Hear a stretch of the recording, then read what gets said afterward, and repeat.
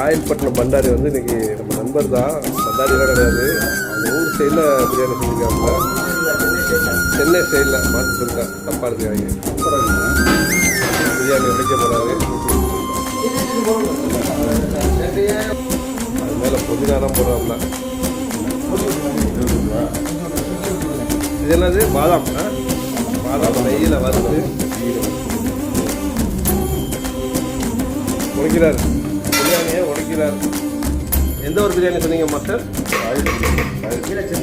சென்னை பிரியாணி. சென்னை ஸ்டைலாம். ஆனால் அவர் ஊர் வந்து காயல்பட்டினம். அவர் சென்னை ஸ்டைலில் போட்டுருக்காரு இன்னைக்கு இந்த ரூமில். எப்படி இருக்கு? பொல்லான்னு இருக்கா பாருங்க நண்பர்களே, பாருங்கள். மசாலா அதிகமாக போடக்கூடாது. யாவது சொல்லு. சாப்பிட்டு பார்த்து சாப்பிட்டு பாருங்க. லேட்டாக சாப்பிட்டு பாருங்க. ரொம்ப பிடிக்கிறா. Super super. மேலே